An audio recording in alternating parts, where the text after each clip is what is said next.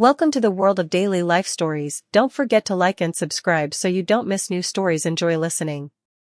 The Silent Plea. The late afternoon sun bathed the gated community of Willow Creek in a soft golden glow, highlighting manicured lawns, pristine gardens, and opulent homes. Among them stood the Richards Mansion, a sprawling estate with its immaculate white columns and tall windows exuding wealth and power.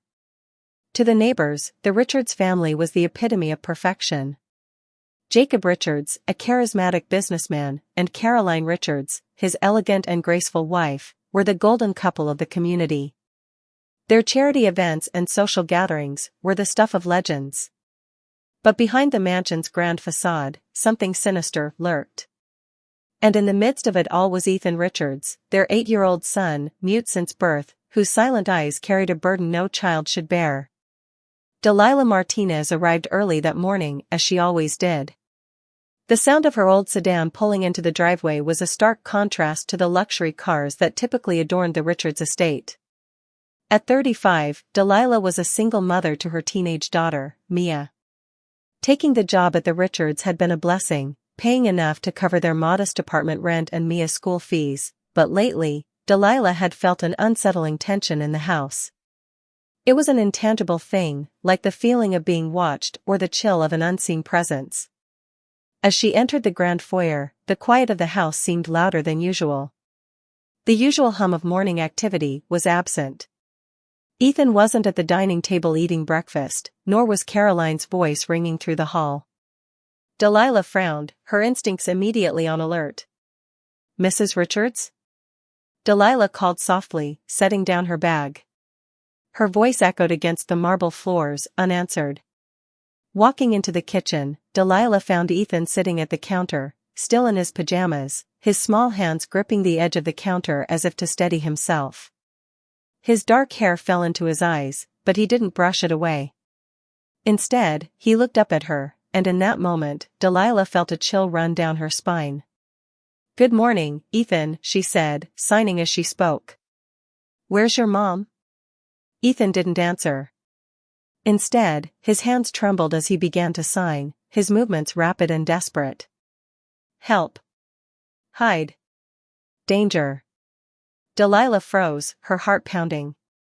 She knelt in front of him, her eyes searching his face. "Ethan," she said softly, her voice trembling. "What's wrong? What are you trying to tell me?" Before Ethan could continue, the sound of footsteps approached.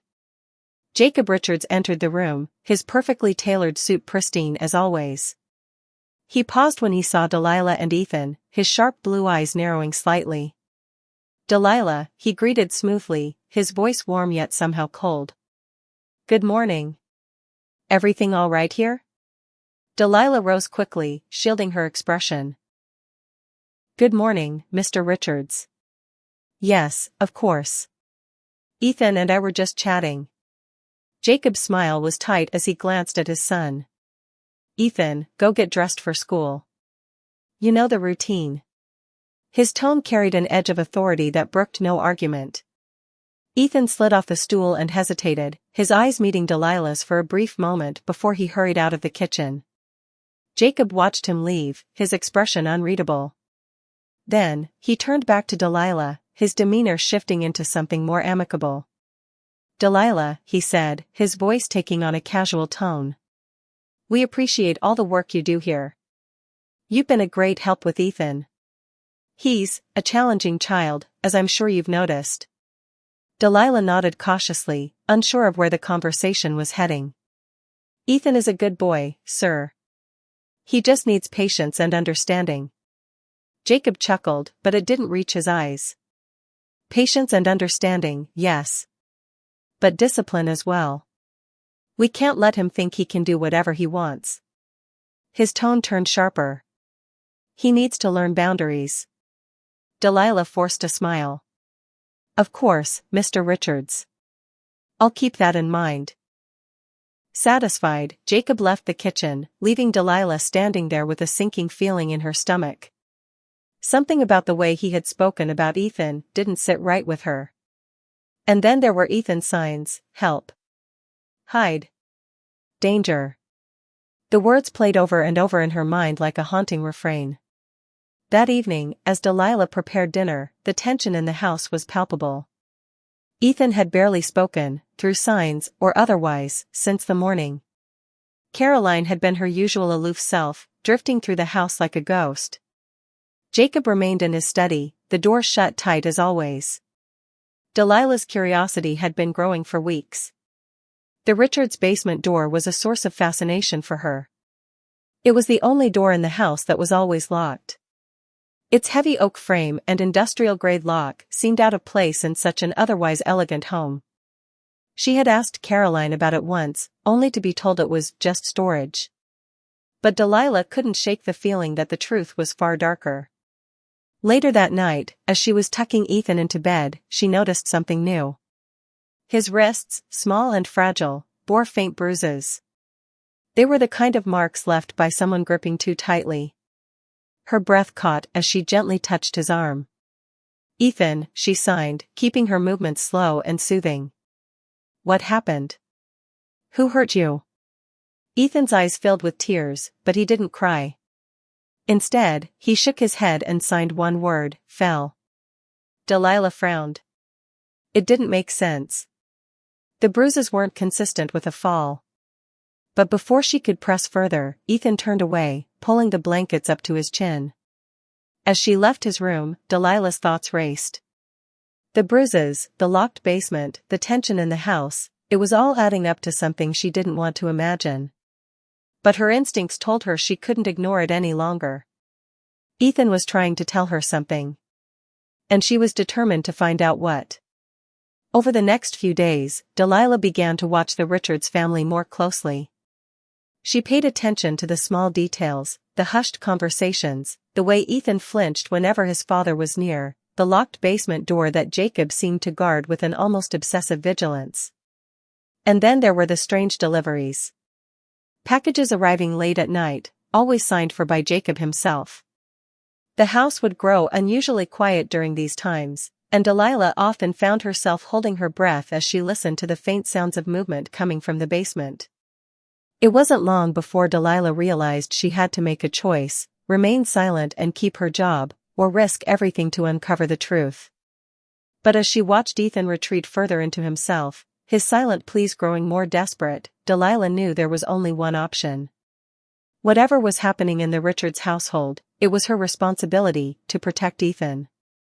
No matter the cost. The whispered warnings. Delilah arrived at the Richards house well past midnight.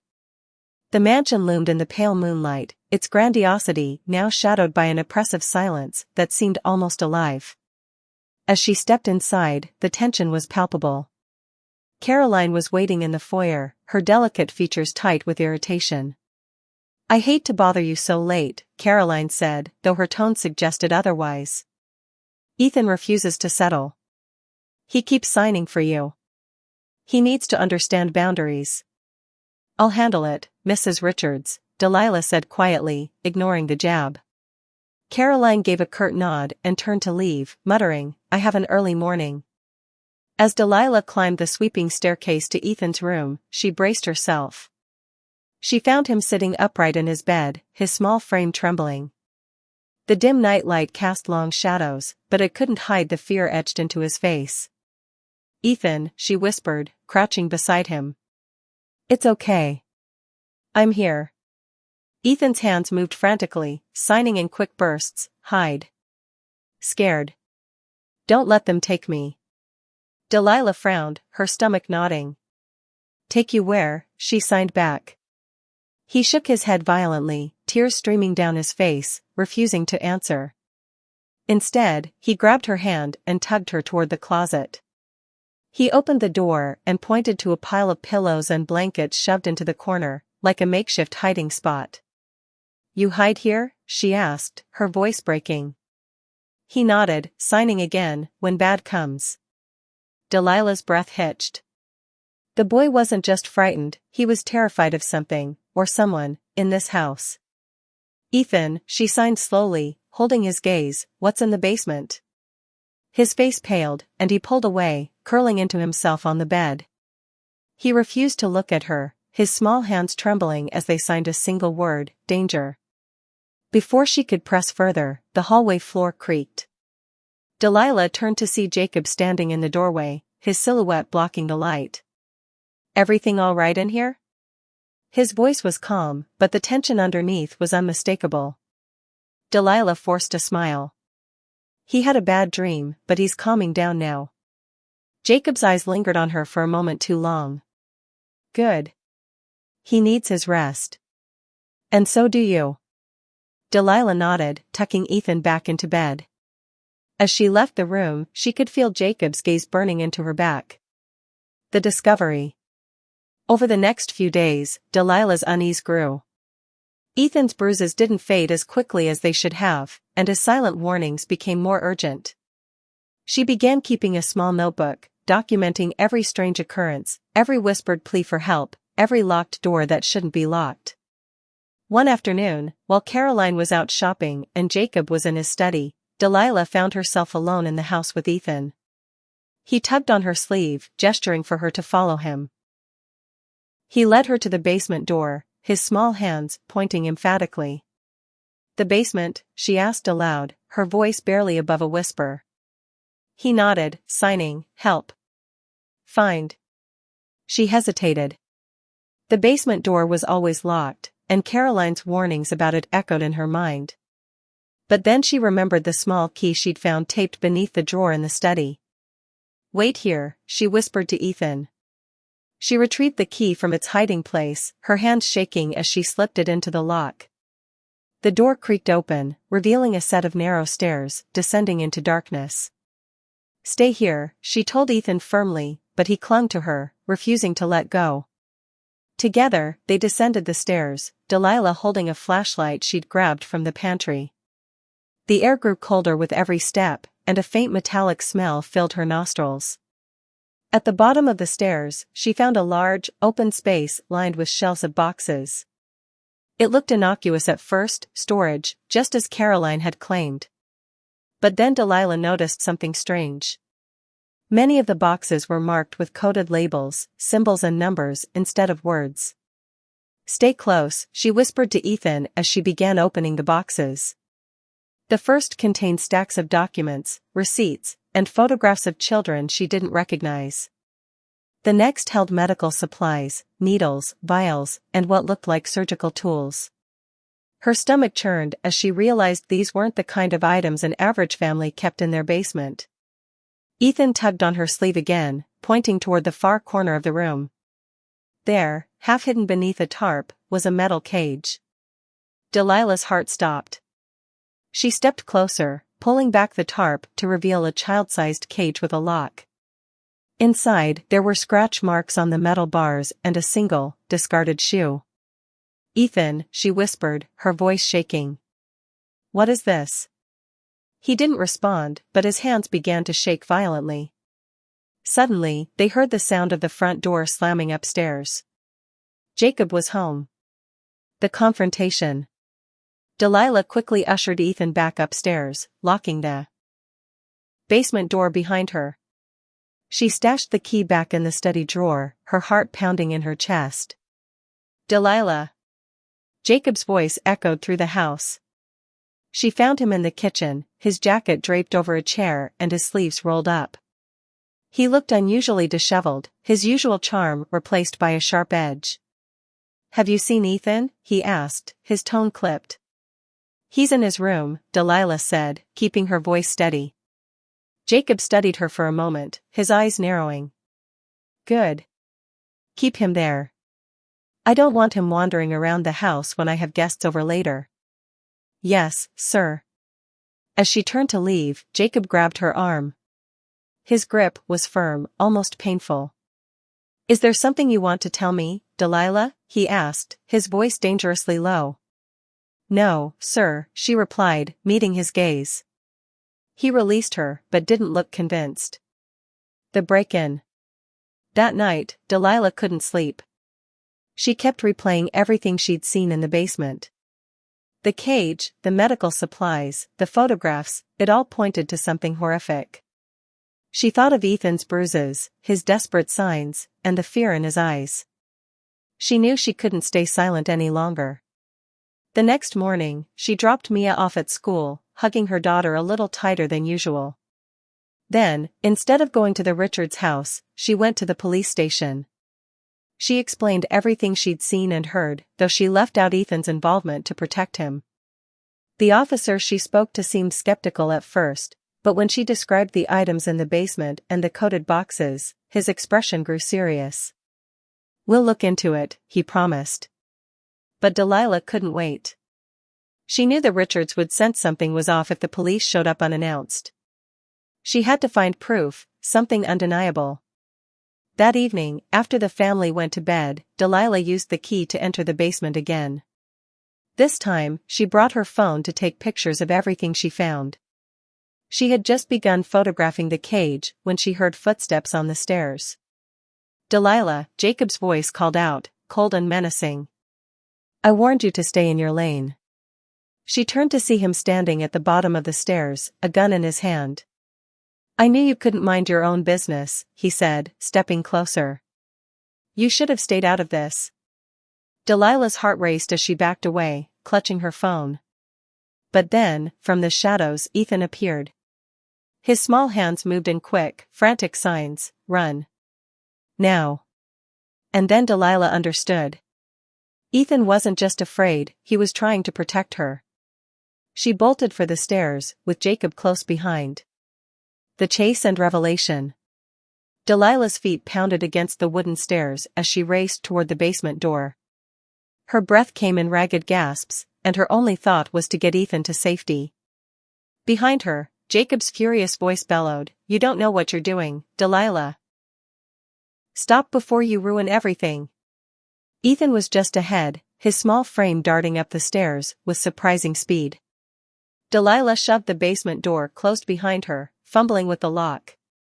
Her hands trembled as she slid the key into place, turning it just as Jacob reached the door. His fists hammered against it, shaking the heavy wood in its frame. "Delilah. Open this door." Jacob's voice was a mix of rage and desperation. She grabbed Ethan's hand and ran toward the front door. But as they reached the foyer, Caroline stepped out from the shadows, a cold smile on her face. In her hands was a large kitchen knife. "And where do you think you're going?" Caroline's voice was eerily calm. Delilah froze, pulling Ethan behind her. "I don't want to hurt anyone. Let us go, and I won't say anything." Caroline laughed, a chilling sound that echoed through the empty house. "Oh, sweetheart, you've already seen too much. You really should have minded your business." The sound of Jacob pounding on the basement door grew louder, but Delilah's focus was on Caroline. She glanced toward the front door, calculating the distance. It was her only chance. "I'm not afraid of you," Delilah said, her voice steadier than she felt. "But you should be afraid of what's coming. The police know everything." Caroline's smirk faltered for a fraction of a second, and that was all Delilah needed. She grabbed a heavy vase from the console table and hurled it at Caroline. The vase shattered, and Caroline staggered back, giving Delilah just enough time to grab Ethan and sprint out the door. The escape. Outside, the cool night air hit Delilah like a slap. She pulled Ethan toward her car, parked at the far end of the driveway. Her hands shook as she fumbled with the keys, unlocking the doors. She shoved Ethan into the back seat and climbed into the driver's seat, slamming the door behind her. As she started the engine, the front door of the mansion burst open. Jacob and Caroline stood on the porch, their faces twisted with fury. "Drive, Mama," Ethan signed. From the back seat, his eyes wide with fear. Delilah didn't need to be told twice. She hit the gas, the tires screeching as the car sped down the long driveway. In the rearview mirror, she saw Jacob running after them, shouting something she couldn't hear over the roar of the engine. She didn't stop driving until they reached the police station. The aftermath. The police took Delilah's report seriously this time. With the photos she had taken in the basement and her first-hand account, they had enough evidence to obtain a search warrant. Delilah stayed with Ethan at the station, holding him close as officers swarmed the Richards mansion. Hours later, an officer approached her, his expression grim but relieved. "You did the right thing coming to us," he said. "We found more than we expected. The Richards have been involved in something far worse than we imagined." He explained that the Richards were part of a human trafficking ring, using their wealth and influence to avoid suspicion. The coded boxes contained detailed records of their operations, including the names of children they had exploited. The cage in the basement had been used to hold victims temporarily before they were moved elsewhere. Jacob and Caroline were arrested on multiple charges, and the case quickly became national news. Ethan's testimony, though given through sign language and interpreted by Delilah, was a key part of the investigation. His bravery in guiding Delilah to the basement ultimately saved countless lives. A new beginning. Weeks later, Ethan stood on the porch of a small, cozy house, the home Delilah had managed to secure for both of them. Social services had stepped in, and after a lengthy process, Delilah was granted temporary custody of Ethan. She planned to adopt him officially once the paperwork was finalized. Ethan's bruises had faded, but the emotional scars would take longer to heal. Still, there was light in his eyes now, a glimmer of hope that hadn't been there before. As they sat on the porch swing together, Ethan signed something that made Delilah's heart swell: safe. Happy. "Thank you, Mama." Tears filled her eyes as she pulled him into a hug. "You're my family now, Ethan," she whispered. "And I'll never let anyone hurt you again." In the distance, the setting sun painted the sky in hues of gold and orange, a symbol, Delilah thought, of the brighter future that lay ahead. Shadows of the past. The weeks following Jacob and Caroline Richards' arrest were a whirlwind of media coverage, police inquiries, and court proceedings. Delilah did her best to shield Ethan from the chaos, but the scars of his past lingered like ghosts in the corners of their new life. Ethan's nights were still restless. He would wake up crying, his small hands signing "danger." Bad people in the dim light of his bedroom. Delilah stayed by his side, her heart breaking every time. The local authorities had praised her for her courage, even calling her a hero in the press, but Delilah didn't feel like one. She couldn't shake the images of the Richards' basement from her mind. The coded boxes. The cage. The scratched metal bars. And the look of raw terror in Ethan's eyes as they fled. She thought she had seen the worst of it. She thought it was over. But the shadows of the past weren't done with her yet. A mysterious warning. One chilly autumn evening, Delilah returned from her shift at the diner to find an envelope taped to her front door. There was no name, no return address, just her name scrawled in hurried handwriting across the front. Her heart sank as she tore it open. Inside was a single sheet of paper with 3 chilling words. "You're not safe." Delilah's first instinct was to call the police, but she hesitated. What could they do with so little evidence? It could have been a prank, or a leftover threat from the Richards associates. When she checked on Ethan, she found him asleep, clutching his favorite stuffed bear. She decided not to tell him about the note. He'd already been through so much. But that night, she didn't sleep. Every creak of the house made her jump, and every shadow seemed to move. Ethan's secret. The next day, Delilah decided to spend some time with Ethan in the park. He loved watching the ducks in the pond and running through the autumn leaves. She hoped a day of fresh air and laughter might help them both forget the ominous note, if only for a little while. As they sat on a bench, Ethan signed something unexpected. "I need to tell you something." Delilah leaned closer. "What is it, sweetheart?" Ethan's hands moved hesitantly, his gaze darting around as if someone might be watching. There was another boy. Delilah's breath caught. Another boy? Where? Ethan's signs grew faster, more frantic. In the basement. Before me. He was there, then he wasn't. They said he went away, but I heard them. They hurt him. The weight of his words hit Delilah like a freight train. She had suspected the Richards operation extended far beyond Ethan, but hearing it confirmed from the boy himself was devastating. "Do you know his name?" she asked gently. Ethan shook his head, tears welling in his eyes.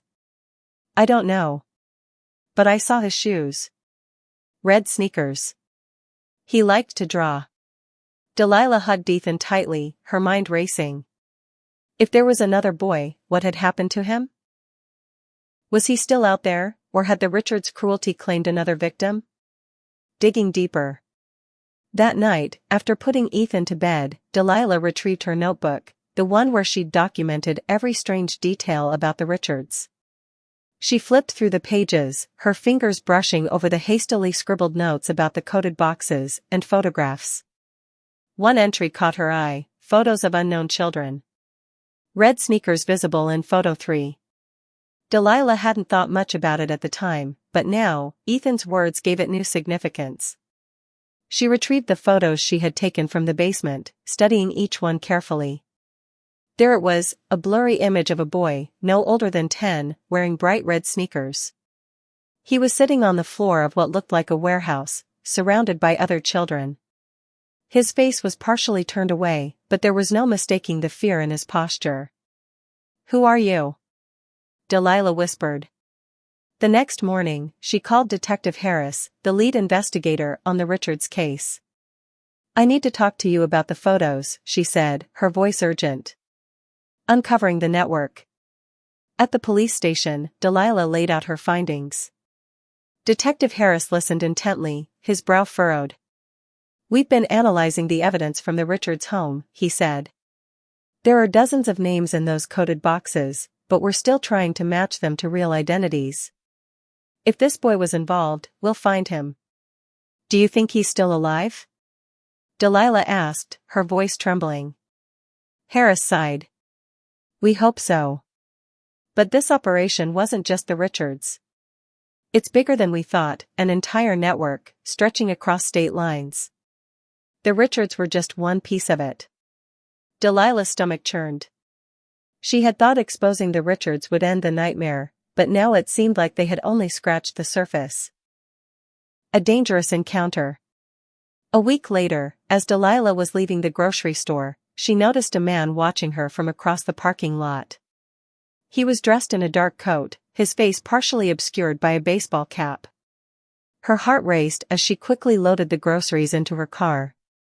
She could feel his eyes on her the entire time. When she got into the driver's seat, she locked the doors and glanced in the rearview mirror. The man was still there, leaning casually against a lamppost, but his posture was anything but casual. As she drove away, she couldn't shake the feeling that he was following her. The confrontation. That evening, as Delilah tucked Ethan into bed, she resolved to keep her guard up. She didn't tell him about the man in the parking lot or the growing sense of unease that followed her everywhere. But later that night, she heard a noise outside, a soft rustling, like someone moving through the bushes. Her heart pounding, she grabbed her phone and crept to the window. Peering out, she saw a shadowy figure near the edge of the yard. "Who's there?" she called out, trying to sound braver than she felt. The figure stepped closer, and the dim porch light revealed the man from the parking lot. "Ms. Carter," he said, his voice calm but unsettling. "We need to talk." Delilah backed away from the window, clutching her phone. "Get off my property. I'm calling the police." The man held up his hands. "Wait. I'm not here to hurt you. I'm here to warn you." "About what?" she demanded, her finger hovering over the call button. "The people you exposed, they're not done with you. They want the boy back." Delilah's blood ran cold. The final stand. Delilah stood frozen by the window, the stranger's words echoing in her mind, "They want the boy back." She forced herself to speak, her voice trembling but firm. "Who are you? Why should I believe anything you say?" The man took a cautious step back, keeping his hands visible. "My name doesn't matter. Let's just say I know the kind of people you're dealing with. The Richards were small time compared to the ones calling the shots.